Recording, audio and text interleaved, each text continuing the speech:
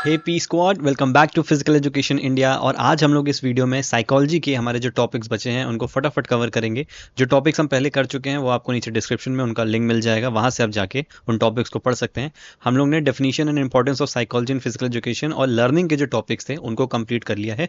आज हम बात करने वाले हैं developmental characteristics at different stages of development, और इसी के साथ साथ इंटेलिजेंस वाला जो पार्ट है ये भी हम कंप्लीट कर लेंगे, यानी कि meaning and types of intelligence और थ्योरीज ऑफ इंटेलिजेंस को भी हम लोग इसी टॉपिक में, इसी वीडियो में कंप्लीट करेंगे। और इसके बाद के जो टॉपिक्स बचे हैं पर्सनालिटी, मोटिवेशन और थ्योरी, इसको नेक्स्ट वीडियो में एक ही वीडियो में इन सारे टॉपिक्स को भी कवर कर लेंगे, ताकि एक ही वीडियो को देख के आपके सारे जो भी टॉपिक्स हैं, जो डाउट्स हैं, वो सब आपको क्लियर हो जाए और आप लोग अच्छी तरीके से इन टॉपिक्स को समझ पाओ। इसी के साथ साथ मैं आपको बता दूं कि आप में से काफ़ी लोग बैच को ज्वाइन कर चुके हैं, लेकिन अभी तक जिन लोगों ने ज्वाइन नहीं किया है बैच को, यूजीसी नेट जेआरएफ का बैच जो है बहुत जल्दी स्टार्ट होने वाला है।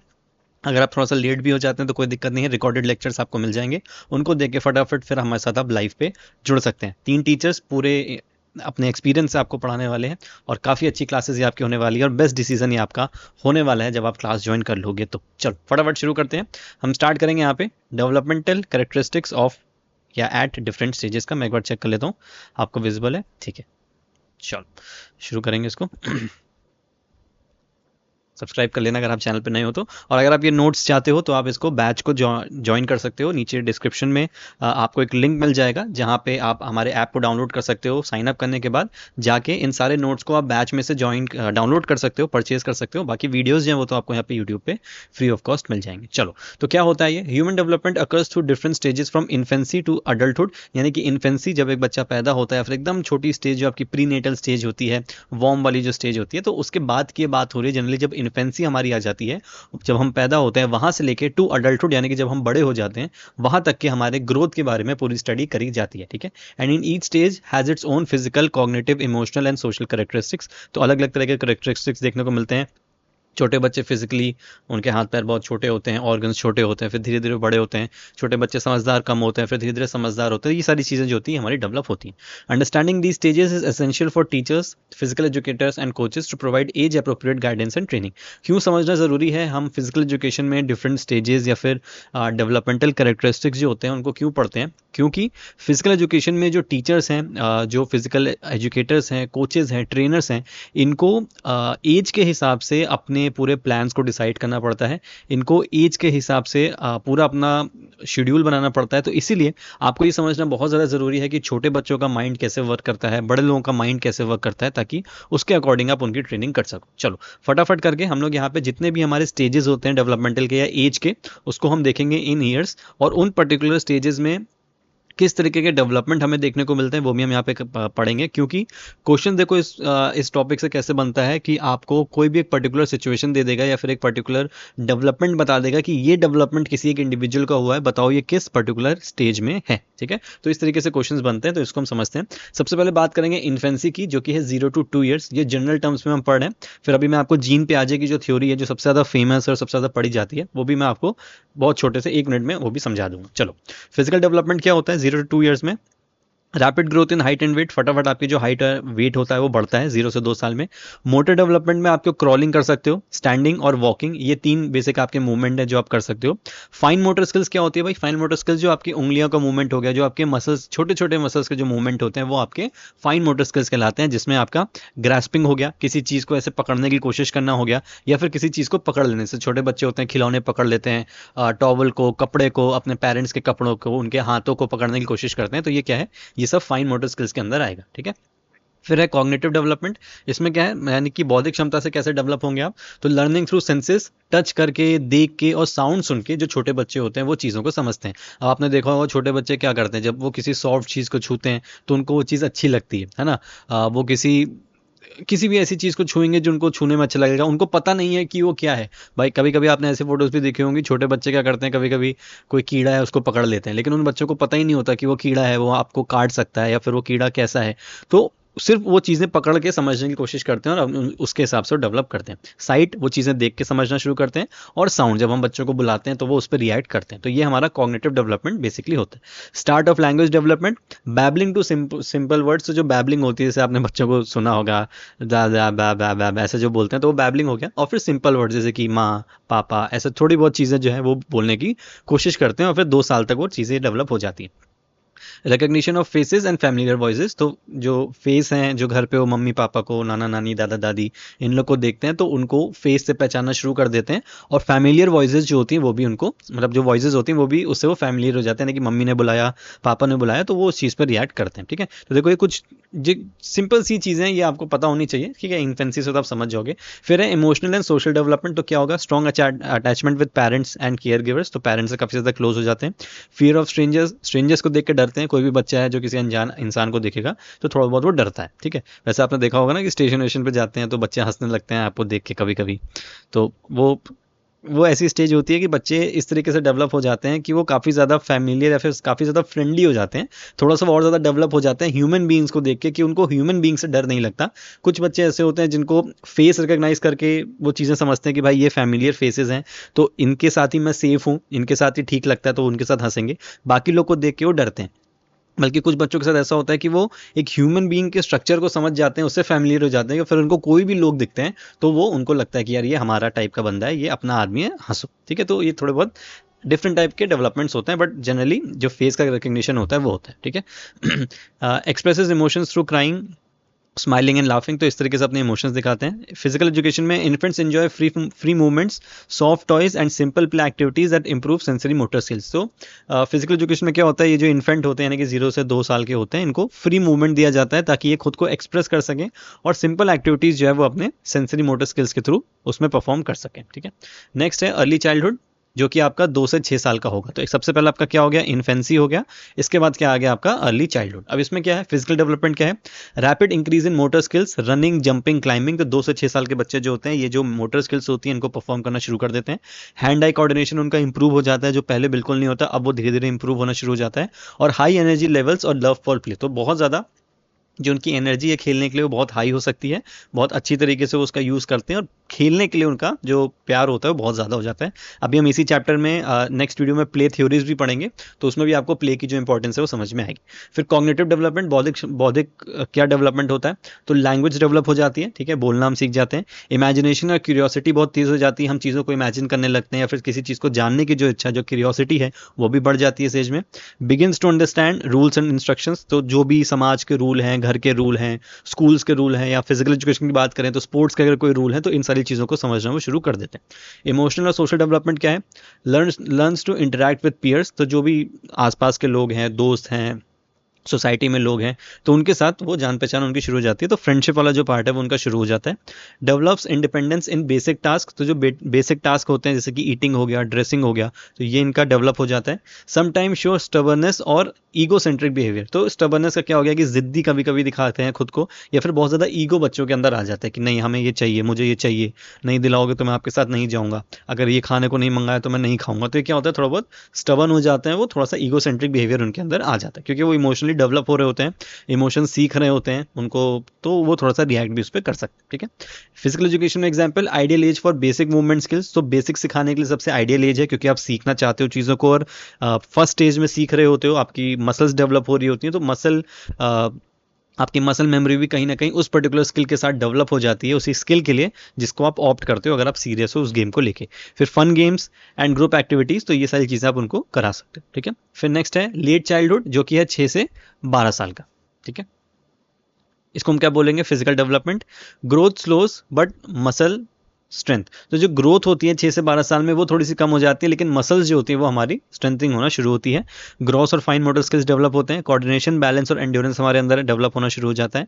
कॉग्निटिव में कॉन्क्रीट थिंकिंग, यानी कि understands logic in simple situations, तो जो लॉजिक होता है चीज़ों का, कोई प्रॉब्लम होती है, कोई इश्यू होता है, तो उसको बहुत ही सिंपल तरीके से वो समझना शुरू कर देते हैं। गेम्स एंड स्पोर्ट्स के रूल्स को फॉलो कर लेते हैं अच्छी तरीके से। प्रॉब्लम सॉल्विंग स्किल्स जो उनकी होती है वो भी उनकी इंप्रूव होना शुरू हो जाती है। ठीक है, इमोशनल और स्किल डेवलपमेंट में ग्रुप एक्टिविटीज़ और टीम प्ले उनके अंदर आ जाता है।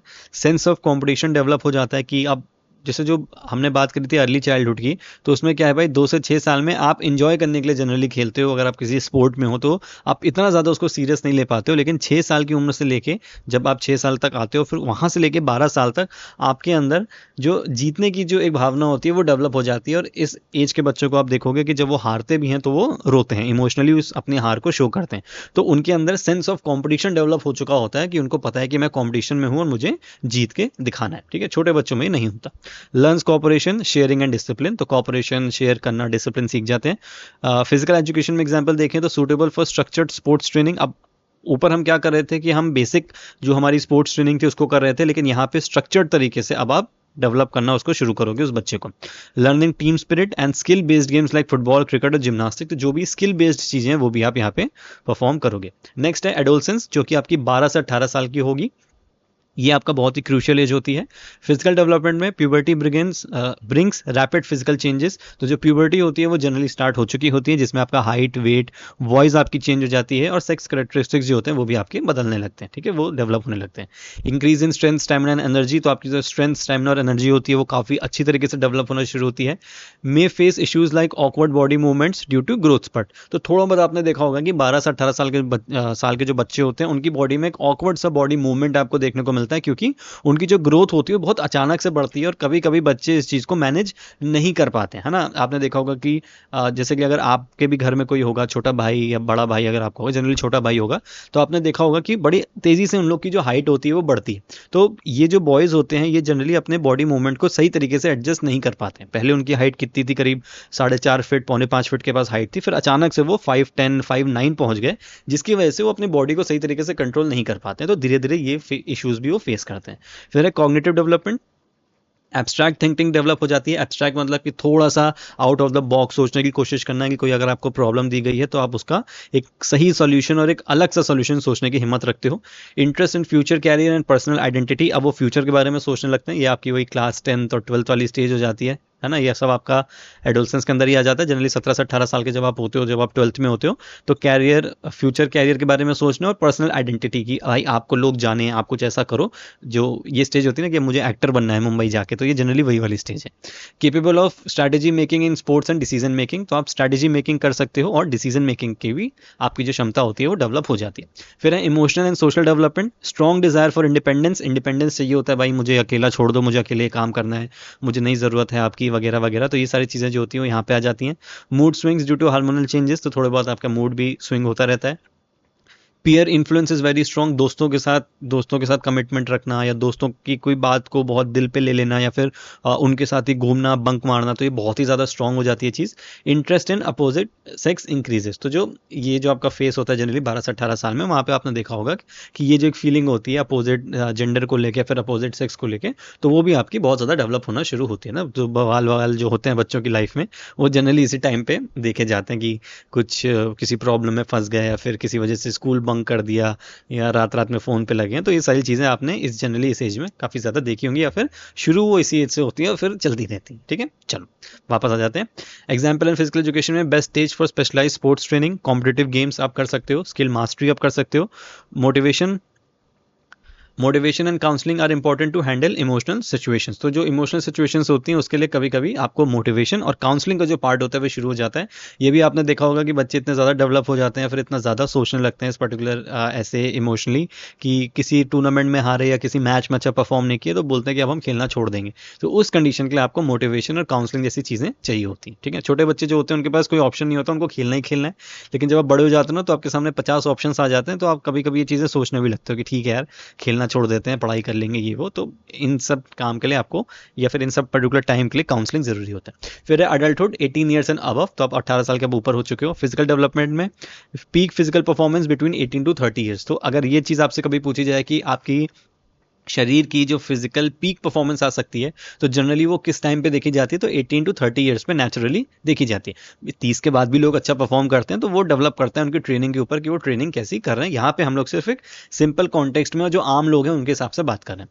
After 30 gradual decline in strength, flexibility and endurance if not maintain, तो 30 साल के बाद क्या होता है, आपकी जो स्ट्रेंथ होती है, जो आपकी फ्लेक्सिबिलिटी है, जो एंड्योरेंस है, वो फिर धीरे धीरे 30 साल के बाद नीचे आना शुरू हो जाती है। अगर आप इसको मेंटेन नहीं रखते हो, यानी कि 30 साल की उम्र तक आपने अच्छी फिटनेस नहीं बना के रखी है, फिर 30 के बाद भी अगर आप एक्सरसाइज वगैरह नहीं करते हो, तो फिर आपकी फिटनेस जो है वो धीरे धीरे नीचे आ जाएगी, ठीक है।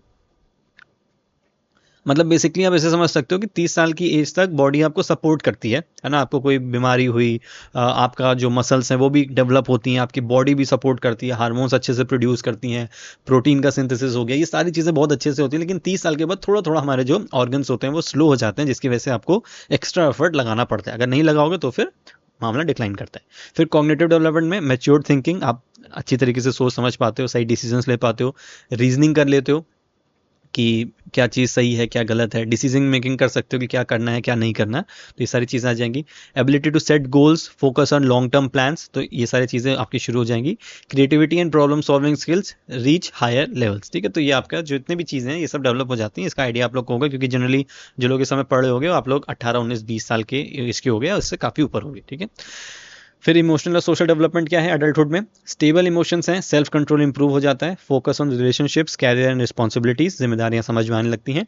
सोशल मैच्योरिटी हो जाती है, यानी कि लोग के साथ कैसे रहना है, कितना बोलना है। जनरली एक बड़ा अच्छा चीज़ हो जाती है इस टाइम पे आके कि आपको पता चल जाता है कि कौन आपका दोस्त है कौन आपका दोस्त नहीं है, किससे बात करनी है, किससे कितनी बात करनी है, किससे नहीं करनी, लड़ाइयों में ज़्यादा भागीदारी नहीं देनी, चुपचाप साइड में हो जाना है। तो ये सारी चीज़ें जो होती हैं सोशल मैच्योरिटी आपकी डेवलप हो जाती है। लीडरशिप की जो क्वालिटी होती है वो भी डेवलप होगी। एग्जाम्पल देख लेते हैं फिजिकल एजुकेशन में, adults may engage in competitive or recreational sports, focus shifts to fitness, health and stress management through physical activities. तो हम थोड़ा सा जो फोकस हमारा होता है, बॉडी बनानी है, खुद को मेंटेन रखना है, स्मार्ट दिखना है, तो ये सारी चीज़ें जो होती हैं वो हमारी इस टाइम पे शुरू हो जाती है, ठीक है।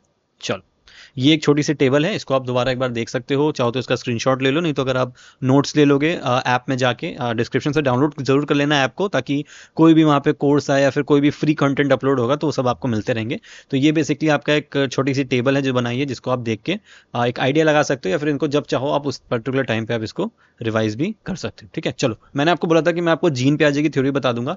जीन पियाजे स्टेजेस ऑफ कॉग्निटिव डेवलपमेंट, ये एक टॉपिक है जो कि आपके अलग अलग एग्जाम्स के पार्ट ए में जो टीचिंग एप्टीट्यूड वाला पार्ट है वहाँ पे भी आता है ना। तो ये काफ़ी ज़्यादा इंपॉर्टेंट है, और ये जो पर्टिकुलर थ्योरी है इसको काफ़ी ज़्यादा फॉलो किया जाता है। तो जो हमने एजेस यहाँ पे पढ़ी है ना, ऑलमोस्ट सेम ही होता है, कुछ अलग नहीं होता है, लेकिन जो नाम है इन्होंने थोड़े से चेंज करके रखे हैं। तो जीन पियाजे की थ्योरी के हिसाब से ये जो 0 to 2 ईयर्स है, इसको इन्होंने बोला था सेंसरी मोटर, ठीक है। मैं लिख देता हूं, सेंसरी मोटर, ठीक है। ये आपकी सेंसरी मोटर डेवलपमेंट स्टेज होती है, जो जनरली हमने जो बात करी थी, जहाँ पे आप सेंस डेवलप करते हो, क्यूरियोसिटी होती है लोगों को जानने की कि दुनिया में क्या हो रहा है। तो बेसिकली 0 to 2 ईयर्स में जो हमने कॉमन चीज़ें देखी थी, वो सेंसरी मोटर में इन्होंने ये बताया कि अपने सेंसेस के थ्रू हम लोग चीज़ों को समझने या फिर डेवलप करने की कोशिश करते हैं, ठीक है। इसके बाद फिर है आपकी प्री ऑपरेशनल स्टेज, ठीक है। इसके बाद आती है आपकी प्री ऑपरेशनल, इसके बाद आपकी आती है कॉन्क्रीट ऑपरेशनल, ठीक है, कॉन्क्रीट ऑपरेशनल, और इसके बाद फिर आपकी लास्ट स्टेज जो होती है वो होती है फॉर्मल ऑपरेशन, फॉर्मल ऑपरेशनल, ठीक है। तो सेंसरी मोटर याद रख लेना, सबसे पहले जब हम सेंसेस से चीज़ों को डेवलप करना शुरू करते हैं। अच्छा, एक छोटा सा चेंज बस इसमें ये है कि इनकी जो एज बैरियर है वो 2 से 6 नहीं है, यानी कि प्री ऑपरेशनल का जो एज बैरियर इनका है वो है 2 से 7, और कॉन्क्रीट ऑपरेशनल का जो है वो है 7 से 12, और जो लास्ट एज है दैट इज 12 एंड अबव, ठीक है। तो ये थोड़ा सा आप लोग जीन पियाजे की थ्योरी के बारे में याद रखना कि जो सेंसरी मोटर स्टेज है ये आपको लगाने को भी आ सकता है लाइन में, चारों ये लिख के आ जाएंगे और आपसे बोला जाएगा कि इनको स्टेजेस वाइज लगाओ अकॉर्डिंग टू जीन पियाजे। तो सबसे पहला आपका सेंसरी मोटर स्टेज है, जिसको 0 से 2 साल के बच्चे हैं जो अपने सेंसेस के थ्रू चीज़ों को समझना शुरू करते हैं। ये देखो जैसे लिखा है सेंसेस बेस्ड लर्निंग होती है। फिर प्री ऑपरेशनल स्टेज होती है, 2 से 7 साल के बच्चे इसमें होते हैं, जहाँ पे लैंग्वेज और इमेजिनेशन और ये जो चीज़ें होती हैं, लोगों को जानना, गेम्स में इन्वॉल्व होना, ये सारी चीज़ें आपकी शुरू हो जाती हैं। देन कॉन्क्रीट ऑपरेशनल है, बच्चे यहाँ पे थोड़े से कॉन्क्रीट हो जाते हैं चीज़ों को लेके, यानी कि नहीं मुझे ये चाहिए तो मुझे यही चाहिए, मैं यही करना चाहता हूँ और कुछ नहीं करूँगा, थोड़े से वो कॉन्क्रीट होते हैं। तो इस तरीके से इन्होंने इसको डिफाइन किया जो 7 से 12 साल के बच्चे हैं। एंड देन लास्ट में आपकी फॉर्मल ऑपरेशनल है, जो कि 12 एंड अबव होती है, जिसमें थोड़ा सा मैच्योरिटी जो होती है वो आ जाती है, थ्योरी के या फिर कॉन्सेप्ट जो होते हैं वो आप समझने लगते हो। तो बेसिकली लॉजिकल रीजनिंग जितनी भी चीज़ें होती हैं वो सब आपकी इस स्टेज के अंदर शुरू हो जाती हैं, ठीक है। तो ये जीन पियाजे के अकॉर्डिंग थी, sensory motor, pre operational, concrete operational और फॉर्मल ऑपरेशनल। ये जो हमने सारी यहाँ पे पांचों पढ़ी थी ये जर्नल बेसिस पे है, ठीक है। सारी थ्योरीज इससे ही निकल के बनी है, तो आपको ये समझ में आना चाहिए। और इसके बाद जो जीन पियाजे की थ्योरी, मैं यहाँ पे नाम भी लिख देता हूँ, ठीक है, ताकि आपको याद रहे। जीन पियाजे की ये जो थ्योरी है ये आपकी इन 4 स्टेजेस के बारे में बात करती है, 5 नहीं 4, sensory motor, pre operational, concrete operational और फॉर्मल ऑपरेशनल, ठीक है। ईयर जरूर याद रखना, 0 से 2, 2 से 7, 7 से 12 एंड 12 एंड अबव, ठीक है। चलो, आई थिंक ये क्लियर होगा। इंटेलिजेंस वाले टॉपिक को फटाफट पढ़ते हैं। इंटेलिजेंस क्या होता है, बहुत ही बेसिक सा टॉपिक है, कुछ ज़्यादा इसमें नहीं है, हाँ, लेकिन जो थ्योरीज हैं वो आपको पढ़नी पड़ेंगी, और थ्योरीज आपको थोड़ी सी याद करनी पड़ेंगी। प्लस IQ की हम बात करेंगे, इंटेलिजेंस कोशिएंट, उसका जो फॉर्मूला होता है या फिर उसको कैसे निकालते हैं वो भी मैं आपको इसमें बताऊंगा, तो ये थोड़ा सा इंपॉर्टेंट उस पार्ट में हो जाता है। चलो, मीनिंग ऑफ इंटेलिजेंस क्या है? Intelligence is the ability to learn, understand and apply knowledge in solving problems and adapting to new situations. तो इंटेलिजेंस क्या है भाई? एक एबिलिटी है किसी चीज़ को सीखने की, समझने की और अपनी नॉलेज को सही तरीके से अप्लाई करने की, ताकि आप किसी भी प्रॉब्लम को या फिर किसी सिचुएशन को सॉल्व कर सको। क्या क्या इंक्लूड करता है? तो रीजनिंग हो गई, मेमोरी आपकी हो गई, क्रिएटिविटी हो गई, प्रॉब्लम सॉल्विंग, अडेप्टेबिलिटी और ability to learn from experiences, ये सब आपके इंटेलिजेंस के अंदर ही आता है। ठीक है। In physical education, intelligence plays an important role in understanding game strategies, decision making during play and adapting skills and changing environments. तो भाई जो जितना ज़्यादा इंटेलिजेंट है, जो चीज़ों को जितनी जल्दी ग्रैब करता है, समझता है, अपने पुराने मैचेस के एक्सपीरियंस से नए मैचेस में उस एक्सपीरियंस को यूज़ कर पाता है, तो वही जनरली आपका एक इंटेलिजेंट प्लेयर होता है। ठीक है। थॉर्नडाइक के अकॉर्डिंग देख लो, intelligence is the power of good responses from the point of view of truth और फैक्ट्स। ठीक है। तो ये कुछ डेफिनेशंस लिखी हैं, इनको आप रीड कर लेना। चलो टाइप्स ऑफ इंटेलिजेंस की बात करते हैं। एक मिनट में देख लेता हूँ, इसमें टाइप्स ऑफ इंटेलिजेंस आपका है, इंटेलिजेंस क्वोशिएंट है। ठीक है। जनरली जो टाइप्स ऑफ इंटेलिजेंस है वही आपकी थ्योरीज ऑफ इंटेलिजेंस है, तो हम इसी में समझ लें। ठीक है। तो जो आपके टाइप्स हैं यही थ्योरीज हैं आपकी, तो इसमें ही हो जाएगा। बाकी नोट्स में दिया हुआ है थोड़ा सा अलग से भी, तो आप उसको भी रीड कर सकते हो। चलो सबसे पहले बात करते हैं स्पीयरमैन्स थ्योरी की, जिसको टू फैक्टर थ्योरी भी बोलते हैं। अभी रिसेंटली कोई एग्जाम हुआ था, उसमें क्वेश्चन आया था कि टू फैक्टर थ्योरी किसने दी थी, तो स्पीयरमैन्स थ्योरी होती है, फिर चार्ल्स स्पीयरमैन ने इसको दी थी 1904 में। ठीक है। तो ये टू फैक्टर थ्योरी, इसको याद रखना कि ये चार्ल्स स्पीयरमैन ने दी थी। क्या है इस थ्योरी के अंदर? तो इन्होंने बोला कि इंटेलिजेंस जो है वो कंसिस्ट करता है दो अलग अलग फैक्टर के, एक है जी फैक्टर और एक है एस फैक्टर। जी फैक्टर का मतलब है जनरल इंटेलिजेंस और एस फैक्टर का मतलब है स्पेसिफिक इंटेलिजेंस। ठीक है। तो ये दोनों टर्म भी देखो इंपॉर्टेंट होते हैं। क्वेश्चन आपको आ सकता है कि देखो कैसे क्वेश्चन बन सकता है कि जनरल इंटेलिजेंस और स्पेसिफिक इंटेलिजेंस किस थ्योरी के अंदर बोला गया था, तो टू फैक्टर थ्योरी हो गया। या फिर ये आ सकता है कि जनरल इंटेलिजेंस और स्पेसिफिक इंटेलिजेंस जो है ये थ्योरी में किसने प्रपोज किया था, तो चार्ल्स स्पीयरमैन आंसर हो गया। या फिर आपको ऑप्शन दिया जा सकता है कि इनमें से कौन से फैक्टर्स हैं जो कि टू फैक्टर थ्योरी के अंदर काउंट होते हैं, और आपको 4-5 ऑप्शन मिल जाएंगे, G factor, S factor, H factor, A factor, C factor, और आपको उसमें सही आंसर लगाना होगा। तो इसलिए आपको ये 3-4 चीज़ें याद रखना जरूरी है। अब जनरल इंटेलिजेंस यानी कि जी फैक्टर होता क्या है? A common mental ability that influences performance in all task. जैसे कि जो जनरल चीज़ें होती हैं उसके लिए हमारे पास जी फैक्टर यानी कि जनरल इंटेलिजेंस होना चाहिए। स्पेसिफिक इंटेलिजेंस या फिर एस फैक्टर अब समझ में आ जाएगा, ability in a particular area और टास्क, मैथमेटिक्स, म्यूजिक या स्पोर्ट। तो जनरल इंटेलिजेंस ये कहता है चार्ल्स स्पीयरमैन के अकॉर्डिंग टू फैक्टर थ्योरी में कि जो जनरल चीज़ें हैं जैसे कि रीजनिंग हो गया, जो आपकी बेसिक एबिलिटीज़ हो गई, कॉम्प्रीहेंशन हो गया, किसी से बात करना, समझना कि क्या बात हो रही है या फिर आपको कैसे बोलना है, क्या वर्ड्स बोलना है, ये जनरल इंटेलिजेंस है जो कि हर ह्यूमन बीइंग के अंदर होना चाहिए।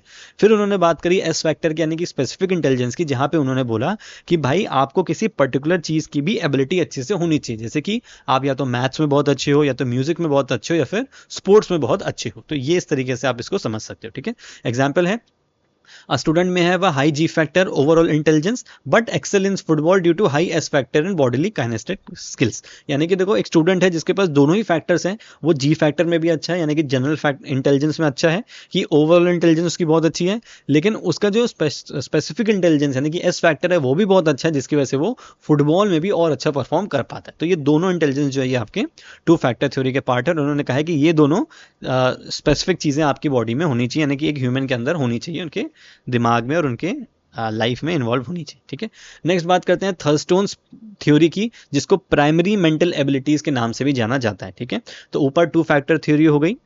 ठीक है। एक बार दोबारा देख लो ताकि आप इसको थोड़ा सा रिवाइज कर सको, ये इंपॉर्टेंट है। काफ़ी लोग हो सकता है उसको पहली बार पढ़ रहे हो इंटेलिजेंस की थ्योरी को, तो इसको समझ लेना। टू फैक्टर थ्योरी हो गई स्पीयरमैन की। ठीक है।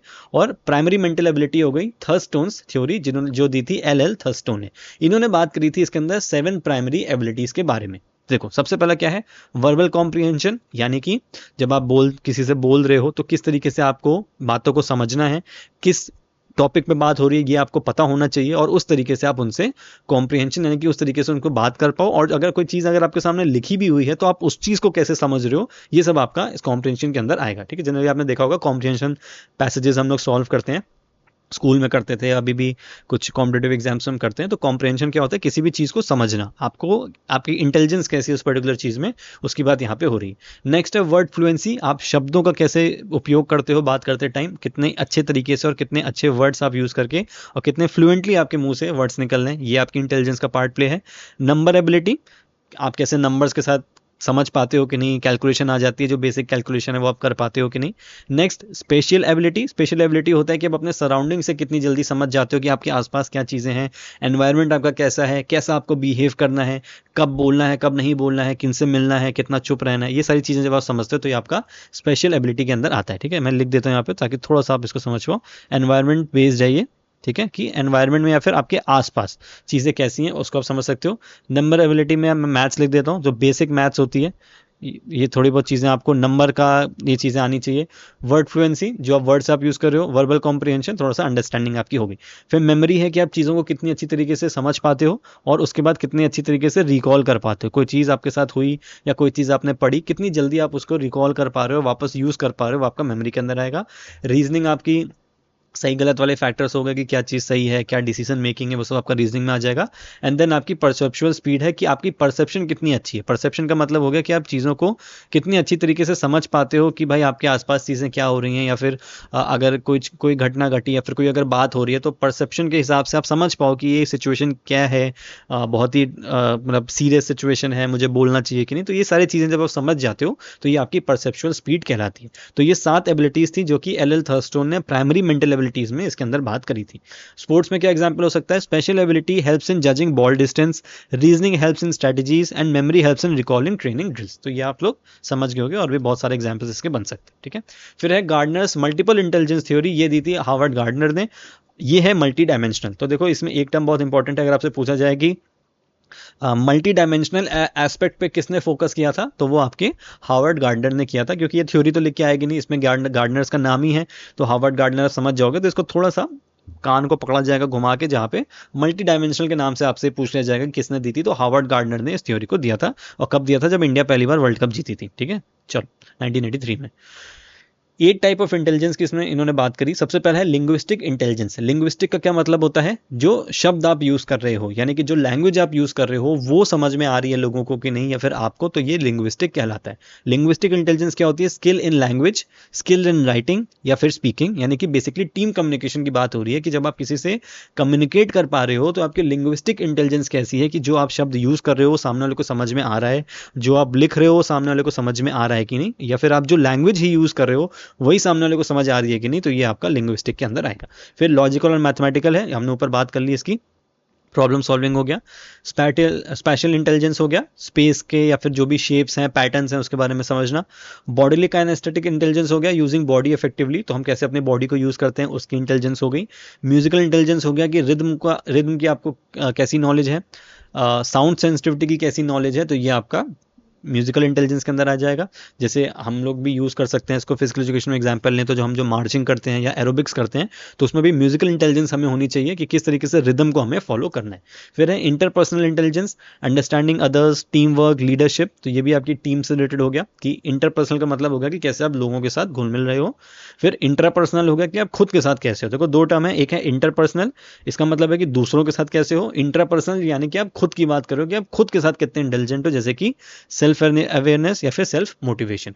और फिर है नेचुरलिस्टिक इंटेलिजेंस, यानी कि understanding nature, environment, outdoor adventure sports के लिए यूज हो सकता है। ठीक है, तो ये बेसिकली किसके थे? ये गार्डनर्स के थे। 8 फैक्टर्स की इन्होंने बात करी थी जो कि मल्टी डायमेंशनल के अंदर यूज होता है।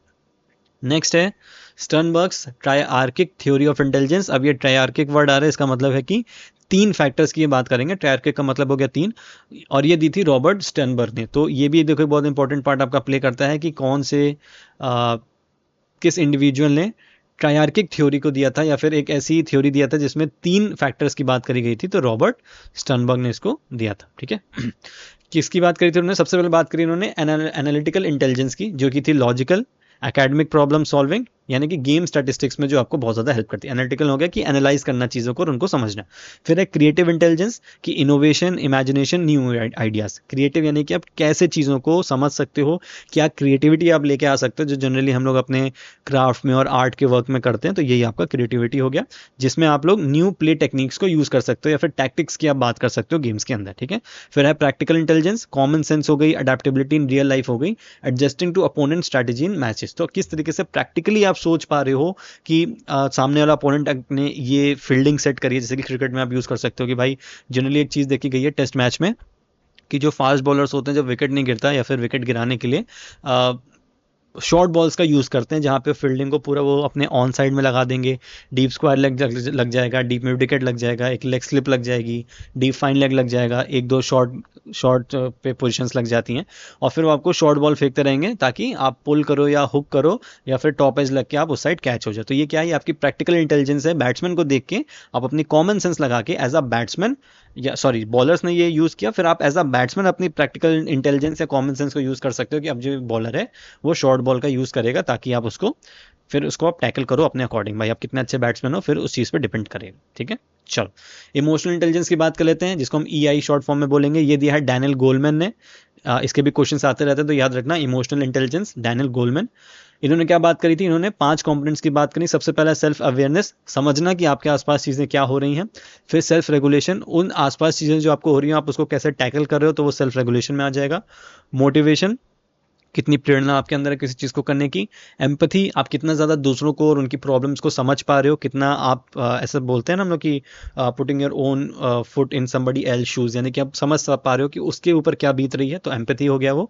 और सोशल स्किल्स, कि सोशली आपको कैसे लोगों के साथ रहना है। तो ये 5 चीज़ें जो हैं ये किसने बोली थी, डैनियल गोलमैन ने अपनी इमोशनल इंटेलिजेंस में बोला था। एग्जाम्पल इन स्पोर्ट्स देख लेते हैं। A player controlling anger after a foul, motivating teammates, understanding the mood off the team, तो ये सब आपका इसके अंदर आ जाएगा। ठीक है, कंट्रोलिंग एंगर आपका सेल्फ अवेयरनेस और सेल्फ रेगुलेशन में आ गया। ठीक है, मोटिवेशन आपका इसमें आ गया, मोटिवेटिंग टीममेट्स में, और understanding the mood off the team, तो ये आप एम्पैथी में डाल सकते हो और सोशल स्किल्स में भी डाल सकते हो ना। एम्पैथी का देखो यही मतलब हो गया कि आप अपनी टीम की मूड को समझने की कोशिश कर रहे हो, यानी कि आप खुद उनकी जगह लेके समझने की कोशिश कर रहे हो कि उनके ऊपर क्या बीत रही है। ठीक है, चलो फिर है सोशल इंटेलिजेंस। एडवर्ड थॉर्नडाइक ने ये दिया था, इनकी हम पहले भी बात कर चुके हैं। सोशल इंटेलिजेंस याद रखना, ability to understand people and interact effectively in social situation. तो एग्जांपल क्या है, a coach motivating players, athletes showing sportsmanship and cooperation. तो यहाँ पे आप क्या करते हो, सोशल इंटेलिजेंस, जैसे कि नाम से समझ में आ रहा है, तो ये तो आप बड़ी इजीली सॉल्व कर लोगे, पर ये याद रखना जरूरी है कि किसने दिया था, तो EL थॉर्नडाइक ने इसको दिया था। ठीक है, फिर है practical and mechanical intelligence. Some psychologist also highlight the intelligence in technical and practical problem solving. तो देखो अब ये भी एक इंपॉर्टेंट टर्म बन गया। ठीक है, तो पर ये जनरली इसमें कोई नाम नहीं है क्योंकि बहुत से लोग इस चीज़ को फॉलो करते हैं, तो कोई स्पेसिफिक नहीं है जिसने इन पर्टिकुलर थ्योरीज या फिर इन पर्टिकुलर टाइप ऑफ इंटेलिजेंस की बात करी थी। पर फिर भी इनकी बात होती है, जैसे कि मैकेनिकल इंटेलिजेंस हो गया, आप कैसे टूल्स, मशीन्स और इक्विपमेंट्स को हैंडल कर रहे हो। फिजिकल एजुकेशन के फील्ड में स्पोर्ट्स इक्विपमेंट्स या जिम के जो इक्विपमेंट्स या ऑपरेटर्स है, आप उनको कैसे हैंडल करते हो, तो ये आपका मैकेनिकल इंटेलिजेंस के अंदर आएगा। और प्रैक्टिकल इंटेलिजेंस है कि स्ट्रीट स्मार्टनेस आपकी कैसी है, ability to deal with daily challenges. जो नॉर्मली जो चीज़ें हो रही हैं यहाँ पे, स्ट्रीट स्मार्टनेस का मतलब है कि जैसे हम नॉर्मली रोड पे चलते हैं तो गाड़ियाँ आ रही हैं, लोग आ रहे हैं, जानवर घूम रहे हैं, किस तरीके से आपको उन सारी चीज़ों को टैकल करना है। तो यही स्ट्रीट स्मार्टनेस होती है कि जब आप जनरल एनवायरनमेंट में निकलते हो तो आप अपने आसपास की चीज़ों से कैसे टैकल कर रहे हो, तो ये आपका प्रैक्टिकल इंटेलिजेंस के अंदर आएगा। हैंडलिंग प्रेशर ड्यूरिंग कॉम्पिटिशन, तो ये आपका स्पोर्ट्स से रिलेट करके एग्जाम्पल हो गया। ठीक है, चलो इंटेलिजेंस कोशेंट की बात कर लेते हैं, जिसको जनरली आप लोग IQ से समझते हो कि आपका IQ स्कोर इतना है। सुना होगा ना, न्यूटन का IQ स्कोर तो पता नहीं कितना था। तो IQ की बात करते हैं। क्या है IQ? IQ is a numerical measure of person's intelligence level compare to others of the same group. ठीक है, तो इसका क्या मतलब हो गया कि IQ क्या होता है, एक न्यूमेरिकल मेजर होता है जिससे हम किसी एक इंडिविजुअल की इंटेलिजेंस को पता करते हैं जो कि एक पर्टिकुलर एज ग्रुप के अंदर होते हैं। It was introduced by William Stern in 1912। तो ये बहुत ज़्यादा इंपॉर्टेंट है, इस चीज़ को आप ध्यान रखें। किसने इंट्रोड्यूस किया था? विलियम स्टर्न ने इसको इंट्रोड्यूस किया था। चलो, IQ is calculated through standardised intelligence test. तो एक टेस्ट होते हैं, तो उसके थ्रू जो IQ है वो कैलकुलेट किया जाता है, और यहाँ पे जो फॉर्मूला यूज होता है that is IQ is equal to mental age upon chronical age into 100। तो इस चीज़ का ध्यान रखना, क्या है? Mental age upon chronical age into 100। Mental age क्या होती है? Level of intellectual functioning as determined by test. तो मेंटल एज जो होती है ये जनरली डिफाइन करती है कि एक इंडिविजुअल भले ही वो कितने साल का है। फॉर एग्जाम्पल कोई बच्चा है जो 10 साल का है, लेकिन जब इसका टेस्ट लिया गया या मेंटल एबिलिटी देखी गई तो पता चला कि भाई ये तो 12 साल की मेंटल एबिलिटी को कैरी करता है। या आपने देखा होगा कुछ छोटे बच्चे होते हैं जो 12 या 14 साल के हैं, 8-9 में हैं, और वो IIT लेवल के क्वेश्चन सॉल्व कर रहे हैं, है ना। तो ये क्या है, आप बोल सकते हो कि उनकी जो मेंटल एज है वो थोड़ी सी अबव उनकी नॉर्मल एज के ऊपर है, तो ये मेंटल एज आ जाती है। और उसको हम डिवाइड करते हैं क्रॉनिकल एज से। क्रॉनिकल एज क्या होती है? जो आपकी एक्चुअल एज है, यानी कि अगर हम इस बच्चे की बात करेंगे तो इसका IQ निकालने के लिए हम क्या करेंगे? 12, जो कि इसकी मेंटल एज आई थी। 10 साल का ये एक्चुअली में है, तो क्रॉनिकल एज हो गई इंटू 100। ताकि पॉइंट पॉइंट का जो टेंशन है वो खत्म हो जाए, और इसको जब आप सॉल्व कर दोगे तो आपका आंसर यहाँ पे आ जाएगा। जो आंसर आपका आएगा दैट इज IQ आपका वो कहलाएगा। ठीक है, चलो एक छोटा सा मैं आपको होमवर्क देता हूँ, पहले मैं देख लूँ मैंने लिखा तो नहीं है इसमें, नहीं, छोटा सा आपके लिए होमवर्क है कि IQ को और किस नाम से जाना जाता है। ठीक है, ये आपके लिए क्वेश्चन है कि व्हाट इज, क्योंकि ये क्वेश्चन जो है ना वो नेट में पूछा भी गया, तो ये आप लोग सर्च करो, what is the other name of IQ। ठीक है, चलो सर्च करना, कोशिश करना कि आपको ये मिल जाए। बहुत बेसिक सा टर्म है वैसे, देखो मेरे ख्याल से नेट में क्वेश्चन नहीं आया था, किसी और चीज़ में क्वेश्चन आया था, बट आप इसको सर्च करना कि जनरली किस और टर्म से ये जाना जाता है। ठीक है, अदरवाइज मैं आपको किसी अगले वीडियो में बता भी दूंगा।